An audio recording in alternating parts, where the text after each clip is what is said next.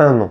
Cela fait déjà 1 an que j'ai quitté Nikon et le monde du réflexe pour passer chez Sony et dans le monde de l'hybride, et plus particulièrement avec le Sony Alpha 7 IV. En une année, j'ai pu réellement tester ce boîtier en profondeur, à la fois en photo et en vidéo, et c'était précisément de cela dont j'avais envie de vous parler aujourd'hui. Le but de cette vidéo sera de vous donner mon retour d'expérience après une année intensive d'utilisation. J'ai 2 Sony Alpha 7 IV, donc j'ai pu tester ces boîtiers dans diverses conditions et je vous les présenterai tout au long de cette vidéo. Et l'objectif sera de vous donner mon ressenti avec ce que j'ai trouvé comme point positif et comme point négatif. Bien évidemment, c'est totalement subjectif. C'est le but d'un test et d'avoir un avis de quelqu'un. Cette vidéo ne sera pas une vidéo avec des tests en laboratoire, avec des crops à 200%, mais bien plutôt un ressenti de savoir est-ce qu'on apprécie ou pas un matériel photo et vidéo. Plus largement, ce sera l'occasion pour moi d'entamer une réflexion, de savoir est-ce qu'au bout d'1 an, je suis satisfait de mon passage chez Sony, et peut-être que vous vous posez cette question d'investir dans du matériel Sony, de quitter une autre marque, que ce soit Nikon, Canon, Fuji ou je ne sais quelle marque, et de vous dire est-ce que ça vaut le coup d'investir chez Sony, et particulièrement sur le Sony Alpha 7 IV, et qu'en pensent les utilisateurs, en l'occurrence moi aujourd'hui, de ce boîtier et de la marque Sony. Donc pour ce faire, je vous propose qu'on ait un peu la structuration suivante. Je vais d'abord vous présenter tous les points positifs que j'ai trouvés autour de ce Alpha 7 IV et plus largement de Sony. Après, je vous dirai quels sont les points que j'ai moins aimés et ceux que j'aime toujours moins aujourd'hui. Et puis à la fin, on fera une petite synthèse. Bien, allez, assez parlé, on y va. Alors la première chose dont j'avais envie de vous parler et que j'aime particulièrement sur le Sony Alpha 7 IV, c'est l'ergonomie. Et on va parler de l'ergonomie avant de parler de la qualité d'image. Comme je vous ai dit un petit peu en intro, moi je viens du monde précédemment du réflexe chez Nikon, une décennie avec des réflexes Nikon, et c'est vrai que j'avais un petit peu peur de passer sur un hybride déjà, et puis en plus chez Sony, donc là c'était un changement complet, à la fois de format de boîtier et de marque, et j'avais un peu peur, surtout sur les Sony, beaucoup de personnes disaient attention, les menus Sony c'est catastrophique, tu verras il y a moins de boutons, etc. Et au final je suis agréablement surpris, et au bout d'1 an je dois dire que je suis très satisfait de l'ergonomie, à la fois physique et logicielle du Sony Alpha 7 IV. Globalement, c'est un boîtier que j'adore tenir en main. Déjà, il est quand même assez léger. Et je vais passer tout ce qui est poids, fiches techniques, etc. Je vous mets d'ailleurs en description la vidéo que j'avais fait l'hiver dernier. Vous avez toutes les specs, etc. du Sony Alpha 7 IV. Là, je vais juste vraiment revenir sur le ressenti. Donc, je trouve que c'est un boîtier qui est pour moi plutôt très léger. En tout cas, qui a une bonne prise en main. J'adore le grip. Le grip, je le trouve très confortable. Et surtout, je trouve que niveau ergonomie physique, donc les boutons, tout tombe sous la main. C'est-à-dire que globalement, quand je l'utilise, je peux réellement avoir l'œil dans le viseur et avec mes doigts avoir accès à tous les boutons, à toutes les fonctions qui me sont essentielles en un clin d'œil, et c'est systématique, automatique, il n'y a aucun problème là-dessus. Je vous donne plusieurs exemples d'ergonomie que j'apprécie particulièrement sur ce boîtier. D'ailleurs, c'est assez intéressant parce que le Sony Alpha 7R 5 vient d'être annoncé et il reprend exactement la même ergonomie du A7 IV, preuve quand même que ça fonctionne bien et que Sony a dû avoir un certain nombre de retours positifs vis-à-vis de cette ergonomie. Par exemple, j'apprécie particulièrement les molettes et les molettes personnalisables. Vous avez ici à l'avant 2 molettes, vous avez la molette de vitesse classique et vous aviez ici avant la molette de mesure d'exposition qui maintenant n'est plus graduée. Moi j'y ai mis mes ISO et donc j'ai vraiment mes 3 paramètres du triangle d'exposition qui sont à portée de pouce ou d'index, la vitesse, l'ouverture, les ISO, et ça me permet de shooter en manuel très facilement et surtout très rapidement. Autre point que j'apprécie particulièrement, c'est le switch qui a été introduit par le A7 IV au niveau du switch photo, vidéo et slow motion, et ça je trouve que c'est un petit peu le combo ultime. Moi qui fais beaucoup de vlogs, donc qui fait à la fois du YouTube et pas que, mais aussi forcément de la photo, c'est le cœur de ce que je fais. J'adore pouvoir switcher comme ça en un clin d'œil entre la photo et la vidéo, et le fait d'avoir aussi en vidéo la slow motion qui est séparée de la vidéo entre guillemets normale. Bref, au global, j'adore l'ergonomie de ce boîtier et toutes les personnes que je connais qui ont le Sony Alpha 7 IV en sont généralement très contents aussi. Pour ce qui est de l'ergonomie logicielle, écoutez, pour avoir essayé et pratiqué les anciens Sony précédemment, bon, c'est vrai que pour moi il y a quand même un grand saut en avant et les menus je les trouve globalement quand même très satisfaisants. Les premières semaines sont un petit peu déconcertantes, je venais de chez Nikon donc j'avais l'habitude des menus Nikon. Là les menus Sony je les trouve quand même assez logiques, les nouveaux menus sont en plus ils sont clairs, ils sont lumineux, ils sont plutôt bien faits. Cependant, et ça je l'avais dit et mon avis n'a pas changé là-dessus, je trouve qu'au niveau en tout cas des informations, tout ce qui est abrégé, je trouve qu'il y a parfois des mots qui induisent toujours en erreur et il m'a fallu quand même beaucoup de temps pour savoir systématiquement quelle fonctionnalité était précisément au bon endroit, et là-dessus je trouve que Sony pourrait encore améliorer les choses. Mais au global, et vraiment c'est pour être pointilleux, je trouve que ces menus sont très satisfaisants, et une fois qu'on les a, on va dire, apprivoisés, c'est très facile et ça va surtout très vite. En termes d'ergonomie, je trouve que ce boîtier est franchement exceptionnel, et aujourd'hui moi je n'ai jamais été aussi productif avec un appareil photo qu'avec ce Sony Alpha 7 IV. Deuxième point, et forcément on doit en parler, que j'adore sur ce boîtier, forcément c'est tout ce qui touche à la qualité d'image, et je vais d'abord parler de la photo. Je vais pas y aller par quatre chemins, mais moi je trouve que ce Sony Alpha 7 IV délivre des images assez incroyables, et la première chose dont je voulais vous parler, c'était déjà du capteur, ce capteur de 33 millions de pixels. Moi c'est un équilibre que je trouve vraiment parfait pour mon utilisation, c'est-à-dire que je fais quand même beaucoup de photos de paysages. 33 millions de pixels, c'est pas ce qui se fait de mieux, mais en tout cas ça suffit moi pour l'usage que j'en ai, et surtout ça me donne des fichiers qui sont à la fois quand même bien définis, mais qui ne sont pas non plus trop définis et trop lourds, notamment pour faire du portrait, etc. Et je trouve que c'est un juste équilibre, et pour moi 33 millions de pixels c'est parfait. Pour poursuivre sur la qualité d'image, et là c'est vraiment sur l'appareil photo, la montée en ISO je la trouve plus que satisfaisante. Je monte très rarement quand même très haut en ISO. Quand je fais un peu de photos nues ou quoi, bon mais là forcément je suis obligé de monter. J'ai pu le tester sur des hauts ISO en Norvège ou même dans d'autres situations, et j'ai trouvé ça quand même très satisfaisant. Le bruit de chrominance est quand même un petit peu présent, mais ça se rattrape. Là en ce moment je travaille beaucoup sur DxO Photolab. Franchement les RAW ils sont au poil. Et pour le reste, que je trouve ahurissant, et c'était aussi pour ça que j'ai voulu aller chez Sony, c'est ce qui concerne notamment la plage dynamique. Et cette plage dynamique, dans les faits, en pratique, moi qui fais la photo de paysage, je suis toujours, en tout cas très régulièrement, à ISO assez bas, et je peux vous assurer que j'en tire le maximum de cette plage dynamique, et c'est assez ahurissant la quantité d'informations que je peux avoir à la fois dans les ombres et dans les hautes lumières. Et dans les ombres c'est assez incroyable la quantité d'infos sans forcément être trop bruité qu'on peut aller chercher. Bref, là-dessus pour moi Sony en termes de capteur c'est vraiment dans le summum de ce qui se fait aujourd'hui,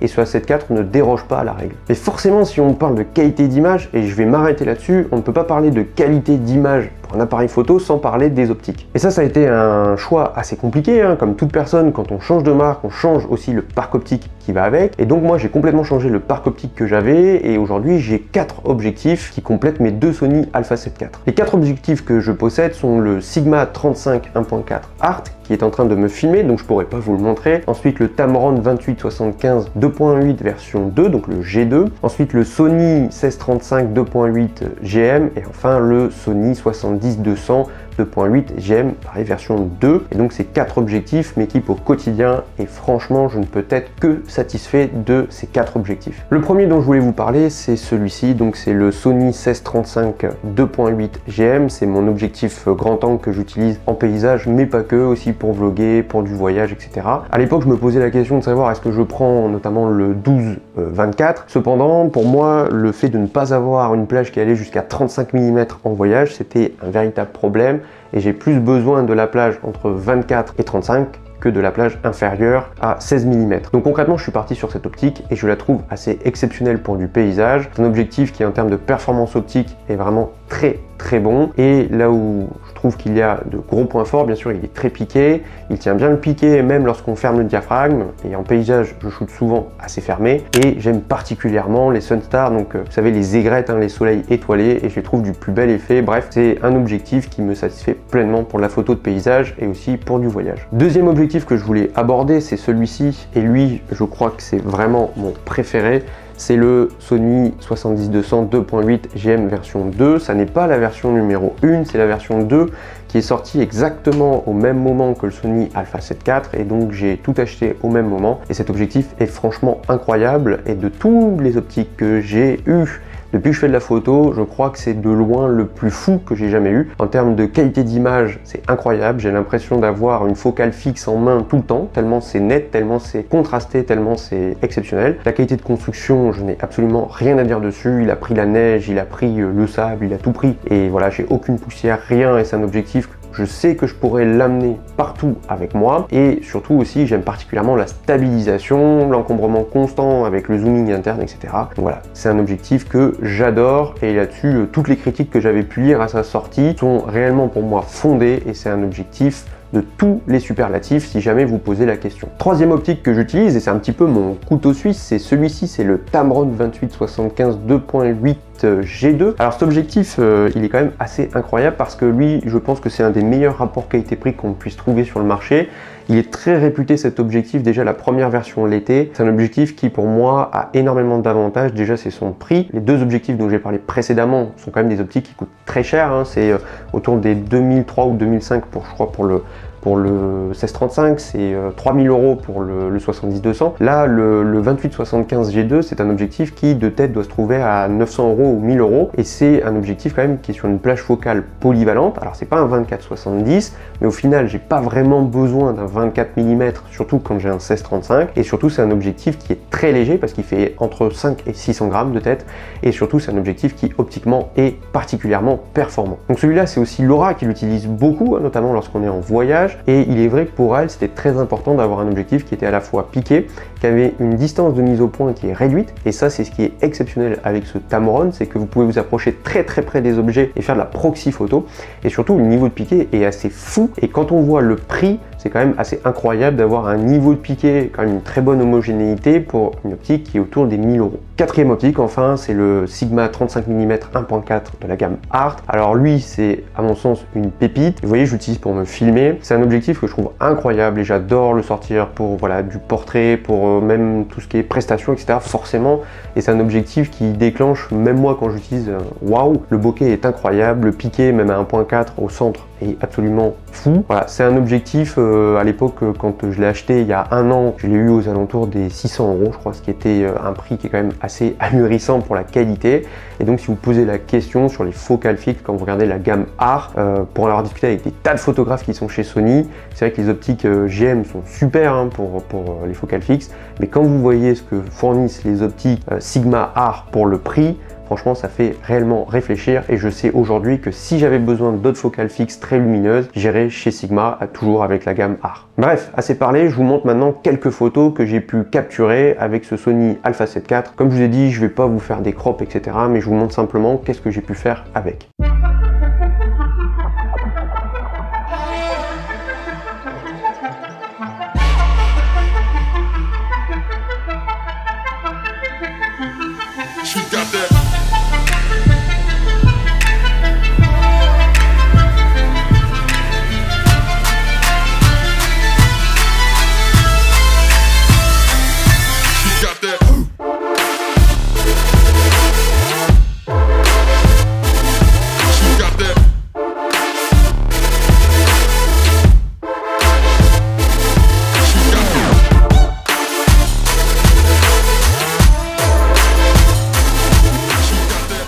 Troisième point positif autour de ce Sony A7 IV, c'est toujours sur la qualité d'image, mais cette fois-ci en vidéo. La vidéo est quelque chose qui pour moi prend une place croissante dans mes pratiques de photographe et donc de vidéaste, et les capacités vidéo sont quand même très intéressantes sur ce Sony Alpha 7 IV, même si je trouve qu'en vidéo, bien que ce soit très bon, c'est moins bon et moins poussé, je trouve, que ça ne l'est en photo. Niveau qualité d'image, je n'ai absolument rien à dire, c'est beau, c'est piqué, la vidéo je la trouve très bien, la montée en ISO est très bien, il y a énormément d'options de personnalisation, j'adore le S-Cinétone et je l'utilise très souvent, notamment vous voyez les vidéos je les fais en Cinétone et la qualité d'image est superbe, vous avez toutes les options, le log, etc. Enfin pour ça c'est super, mais il y a toujours cette question de la 4K 60 qui est croppée et là-dessus je vous en reparlerai pour moi dans les défauts et dans les critiques que je peux faire envers Sony, c'est que pour moi là-dessus en termes de vidéo Sony pouvait faire mieux, bien évidemment c'est la segmentation, voilà. Pour l'instant, ce n'est pas quelque chose qui me pose problème, mais je sais qu'à un moment donné, lorsque niveau photo, je vais chercher à aller peut-être aussi plus loin, mais c'est vrai que ce Alpha 7 IV va montrer ses limites. Après, chez Sony, c'est comme ça, et je sais que si on cherche des capacités vidéo plus poussées, eh bien, il faut aller soit sur un A7S III, soit sur la gamme FX, mais en tout cas, ce Alpha 7 IV, pour la plupart des créateurs qui font à la fois de la photo et de la vidéo, en termes de vidéo, il suffit très largement. Enfin, je précise que, par exemple, les ralentis sont aussi du plus bel effet, et que c'est une très belle machine à filmer, et ça m'amène sur le quatrième point positif sur ce boîtier, c'est notamment l'autofocus. Alors l'autofocus, c'était un point qui m'avait convaincu à l'époque d'aller chez Sony, et tout le monde disait chez Sony l'AF c'est incroyable, et c'est vrai que même encore aujourd'hui, je pense que les deux meilleurs AF qui existent sur le marché, c'est Canon et Sony. Vous avez Nikon, Fujifilm qui ont rattrapé leur retard, mais les deux ont quand même une légère avance, et c'est vrai que honnêtement, si vous posez la question, l'autofocus chez Sony, c'est quand même quelque chose. Donc cet autofocus, j'ai eu le temps de le tester un petit peu dans tous les sens. Et il y a un peu moins d'un an, quand j'ai tourné la vidéo de test qui était après notre voyage dans les pays baltes, j'émettais quand même certaines réserves, et c'est vrai que ce qui était compliqué, c'est qu'il fallait aussi apprendre à l'appréhender, et je confirme un petit peu ce que je disais à l'époque, bien que je vais être peut-être plus nuancé et un peu moins critique. Pourquoi? Parce que tout simplement, dans, on va dire, allez, pour moi, 99% des situations, l'autofocus est absolument exceptionnel, il ne rate pas sa cible. En photo, quand vous faites du portrait par exemple, bon, il n'y a aucune difficulté, il n'y a pas de problème de mise au point. Et alors quand vous êtes dans une situation un petit peu plus sportive, et c'est là où en plus il y a eu les nouvelles mises à jour qui ont été faites sur le suivi des sujets et de l'œil, et là je trouve que c'est devenu vraiment exceptionnel. J'ai fait des tests avec des oiseaux, avec des animaux, etc. et ça fonctionne très très bien, même avec des humains quand des gens courent, etc. Bref, je n'ai quasiment aucun déchet, même sur les oiseaux, même dans des endroits qui sont improbables. Et là où ça fonctionne particulièrement bien, c'est notamment avec le 70-200 2.8 GM. Donc là vous avez toutes les dernières technologies d'autofocus, à la fois de mise au point sur l'objectif, etc. Et moi pour ma pratique, je trouve ça exceptionnel. Je sais que je peux partir avec ce Sony Alpha 7 IV. La rafale n'est pas incroyable, mais en même temps je crois que c'est 10 images par seconde de tête au maximum. Mais 10 images par seconde, moi pour ce que j'en fais, c'est très largement suffisant. C'est pas un boîtier sportif, et clairement là-dessus, si vous cherchez un boîtier sportif, n'allez pas sur celui-là. Il fait le job, hein, mais attention, il n'est pas destiné à ça. Et pour moi en tout cas, quand je fais de la rafale, quand j'ai des oiseaux, je vis en bord de mer, quand il y a divers animaux, ça fonctionne très très bien et il fait toujours mouche, c'est génial. Pour ce qui est de la vidéo, là je trouve que c'est encore plus exceptionnel dans la mesure où à chaque fois que vous prenez une vidéo, la mise au point est parfaite. C'est très très rare quand vous avez des ratés, c'est très très rare quand il y a du pompage, donc du focus breathing. C'est un appareil avec lequel vous allez pouvoir bosser et vous allez surtout pouvoir lui faire confiance. Vous pouvez régler les niveaux de vitesse de transition, de mise au point, etc. Et là-dessus, je n'ai absolument rien à dire si ce n'est que waouh. Et là où je m'en rends compte, hein, c'est qu'à côté, vous savez, j'ai un Fujifilm X-S10. Alors, c'est pas comparable, hein, et c'est les anciennes générations d'AF de Fuji, etc. Mais quand je passe sur le Fuji, que je le prends le week-end pour aller me balader, que je fais un peu de vidéo, là, je peste réellement en me disant, mais c'est quoi cet autofocus? Et quand je repasse sur le Sony, je me dis, enfin, ça y est, j'ai retrouvé cet autofocus de dingue. Voilà, donc pour ça, si vous posez la question, c'est très très fiable. Et le Sony Alpha 7 IV, pour moi, c'est ce qui se fait de mieux quasiment aujourd'hui sur le marché. Il y a toujours mieux, hein. En tout cas, pour la plupart des utilisations, en tout cas, c'est exceptionnel. Cinquième point que je voulais aborder avec vous comme aspect positif de ce Sony Alpha 7 IV, eh bien, c'est sa solidité. Il y a un an, quand j'ai reçu ce boîtier, c'était une véritable réflexion de savoir est-ce que c'était assez solide. Aujourd'hui encore, je trouve qu'en termes de ressenti, je parle seulement de ressenti, c'est un boîtier qui est certes solide, mais par rapport à ce qui se fait ailleurs, je trouve que ça fait moins solide, que ce soit chez Canon, chez Nikon ou même chez Fuji. Cependant, mon expérience au bout d'un an m'a fait prendre conscience que c'était un boîtier qui est très solide et surtout qui résiste très bien aux conditions les plus difficiles. Je vous donne plusieurs exemples. On est parti dans les pays baltes en plein hiver, il faisait moins 13, moins 14 degrés en pleine journée. Il passait la journée accroché, vous savez, à l'épaule sur le Peak Design et il n'y a jamais eu le moindre problème, pas de gel des parties mécaniques, pas de freeze au niveau du logiciel, pas de bug, etc. En Norvège, il a subi les conditions les plus affreuses possibles, la grêle, le vent, la neige, la pluie. Il a même fait une chute depuis le trépied sur le pont à Hamnøy et il est tombé et il n'y a eu aucun problème. Pourtant moi je pensais qu'il était pété, mais non, absolument rien. Et ensuite tout au long de l'année, on l'a amené un petit peu partout. Je fais souvent des sessions bord de mer, donc du seascape, où là l'appareil photo reçoit des éclaboussures, il reçoit de l'eau de mer, etc. Je n'ai jamais eu le moindre problème et surtout le plus important, à aucun moment je me suis dit « Ah, j'ai peur pour mon matériel ». De la même façon pour les optiques Sony, hein, c'est vraiment du solide. Le 1635, bien que ce soit un objectif qui est un zoom extérieur, je n'ai jamais eu le moindre problème. Le 70-200, alors lui, c'est un petit tank, hein. C'est un objectif qui est très solide, zooming interne, c'est tout en métal, etc. Bref, c'est du matériel qui est très solide et si vous posez la question, vous pourrez l'emmener partout, il n'y a pas de problème. Bien évidemment, vous allez me dire, oui, mais c'est pas au bout d'un an qu'on peut se rendre compte de la solidité, de la durabilité du produit. On est tout à fait d'accord. Mais en tout cas, dans un premier temps, en immédiat, je n'ai jamais eu le moindre problème en termes de solidité sur ce boîtier. Autre point positif que j'apprécie particulièrement, et c'est un des facteurs principaux qui a fait que je suis passé chez Sony, c'est la diversité du parc optique. Alors bien évidemment, Sony a un parc optique énorme, mais on va pas se mentir, Sony c'est quand même pas donné, alors qu'à côté vous avez surtout, et c'est ça la plus grande force à mon sens, c'est que vous avez tout un parc de marques tierces, Sigma, Tamron, Samyang, etc., etc. Par exemple, voilà, hein, le 2875 que j'ai, c'est du Tamron, c'est génial. Le Sigma 35 1.4 Art, c'est pareil. Et donc c'est ça que j'apprécie et qui a fait notamment que à l'époque, j'ai souhaité quitter Nikon. C'était pour d'autres raisons, mais c'était parce qu'à l'époque, Nikon n'avait pas vraiment ouvert sa monture. Aujourd'hui, c'est le cas, mais il y a quand même très peu d'objectifs, même si ça va se développer, hein, il n'y a pas de problème. Mais par exemple, chez Canon, vous n'avez toujours pas d'ouverture de la monture Canon RF, et Canon a complètement dégagé toutes les marques qui souhaitaient le faire. Et vous voyez, pour moi, ça, à mon sens, c'est une erreur. Et aujourd'hui, j'apprécie de pouvoir, pour un prix parfois qui est presque 3 fois inférieur à ce qu'on peut trouver chez Sony, d'avoir des optiques qui des fois font des petits compromis, voire même pas du tout, et surtout d'avoir accès à un parc d'optiques qui sont assez exceptionnels. Je vous en cite quelques-uns qui pour moi valent le coup et qu'on trouve quasiment que chez Sony. Vous avez aussi chez Lumix, etc.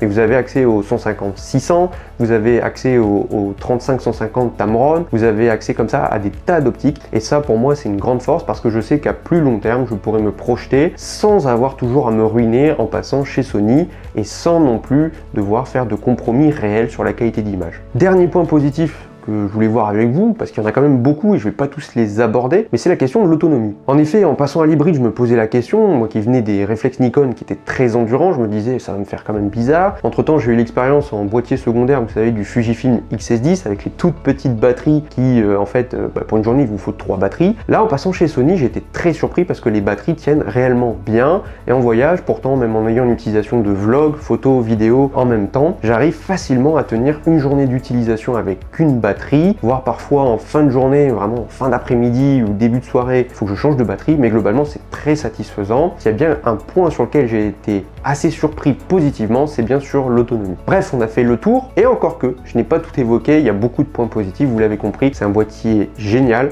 Maintenant, on va quand même voir avec le recul les points qui, moi, me chiffonnent un peu plus, on pourrait appeler les défauts. La première nuance que j'aimerais apporter, c'est pas forcément lié au Alpha 7 IV en lui-même, mais plutôt à la politique générale de Sony sur sa stratégie et sa démarche commerciale. En effet, j'ai du mal parfois à accepter le fait que Sony segmente autant ses gammes, et là vous allez me dire, oui, mais arrête de pleurnicher, et certains me l'ont dit à l'époque, mais moi j'en ai rien à faire, je trouve quand même, et beaucoup partagent mon avis, je le sais, parce que j'ai eu de nombreuses discussions avec beaucoup de personnes là-dessus, et que parfois c'est agaçant, les stratégies qui sont faites. Le cas de la 4K 60 qui est quand même très croppé est un point qui a agacé beaucoup de monde, moi le premier, mais vous avez d'autres choses qui sont de l'ordre du détail et que je n'arrive pas à comprendre, ou alors ce sont des oublis de la part de Sony, je ne sais pas. Des détails que j'avais déjà pointés à l'époque, comme par exemple le fait que vous n'avez qu'un bracketing en 5 ou 9 images mais pas en 7, le fait qu'il n'y a toujours pas de focus stacking automatisé alors qu'avec une simple mise à jour ça pourrait être réglé, toujours un obturateur qui est bloqué à 1 8 millième de seconde, Fuji vient d'annoncer sur son dernier boîtier un obturateur qui monte à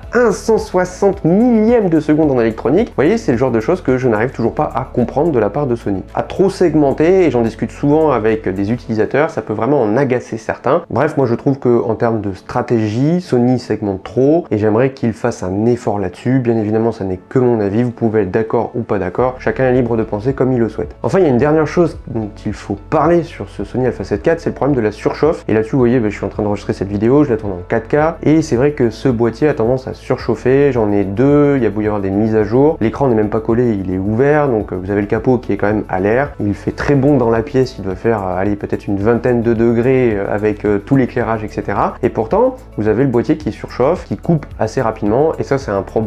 Et là-dessus, je tiens à vous le dire, si vous voulez faire la vidéo de façon assez intensive, attention. Moi je vous dis, c'est même pas sur un boîtier, sur un défaut quoi, c'est sur mes deux boîtiers. Et pour avoir aussi échangé avec d'autres personnes, la surchauffe n'est pas forcément quelque chose de problématique, mais en tout cas, elle survient. Et ça, c'est toujours la limite au niveau des boîtiers hybrides. Et le Sony Alpha 7 IV ne déroge pas à la règle. Bref, il est temps à présent de conclure cette vidéo. Au départ, j'ai commencé la vidéo en disant, est-ce que j'ai bien fait de quitter Nikon? Et la réponse clairement est oui. Aujourd'hui, je n'ai aucun regret. La situation de Nikon il y a un an était très différente de ce qu'elle est aujourd'hui. Il est vrai qu'entre temps le Z9 a changé la donne, il y a eu beaucoup d'optiques, il y a Nikon qui a aussi réellement ouvert sa monture à d'autres marques, mais quand même aujourd'hui je suis très satisfait parce que c'est un boîtier qui satisfait pleinement mes besoins en tant que photographe et également en tant que vidéaste. Globalement Sony est une marque qui me donne satisfaction, c'est très efficace, c'est une marque qui en termes je trouve de performance est ce qui se fait dans le top aujourd'hui et je n'ai aucun regret. La plus grande force pour moi c'est le parc optique avec toutes les marques tiers, ça j'en ai déjà parlé. Et globalement, ce Sony Alpha 7 IV est un boîtier qui satisfait pleinement mes besoins. Donc si vous posez la question de quitter une marque pour aller chez Sony, moi le ressenti que j'ai de Sony, c'est que c'est une marque pour moi que je qualifie d'ingénieur. C'est une marque qui est assez tranchante, c'est-à-dire que c'est très efficace. Par contre, c'est pas une marque qui me fait vibrer. Et très clairement, le Sony Alpha 7 IV, moi à titre personnel, et là ce n'est que mon ressenti, ça n'est pas un boîtier qui me fait vibrer quand j'utilise, c'est un outil de travail qui fait très bien et au poil tout ce que je lui demande de faire. C'est l'efficacité qui pour moi pourrait le mieux qualifier. Par contre, c'est vrai que si moi j'ai envie de me faire plaisir, je sors mon petit Fuji et là je m'amuse réellement. Pour ce qui est maintenant du Sony Alpha 7 IV, est-ce que c'est un boîtier qui vaut le coup, surtout en cette fin d'année 2022 et pour l'année 2023? Pour moi la réponse est clairement oui, bien qu'il y ait eu de nouveaux boîtiers qui sont sortis entre temps, il y a le R6 II qui vient d'être annoncé, il y a également le X-T5 chez Fuji, il y a eu le X-H2S, il n'y a pas de renouveau pour l'instant chez Nikon sur les Z6 ou Z7, mais en attendant c'est un boîtier qui est toujours d'actualité et surtout tout ce qu'il fait, il le fait très bien. Et aujourd'hui pour moi en termes de rapport qualité-prix, c'est toujours très compétitif. Si jamais vous avez un Sony Alpha 7 IV et que vous voulez apporter votre témoignage, n'hésitez pas à le mettre en commentaire. Si jamais vous êtes chez Sony, vous posez la question d'upgrader ou en tout cas de passer sur l'Alpha 7 IV, n'hésitez pas aussi à poser vos questions. Et si vous êtes un utilisateur d'une autre marque et que vous posez la question de savoir est-ce que ça vaut le coup de passer chez Sony, vous avez des questions, n'hésitez pas également à le mentionner en bas en commentaire. Bref, cette vidéo est à présent terminée et on se retrouve très vite pour de nouvelles aventures.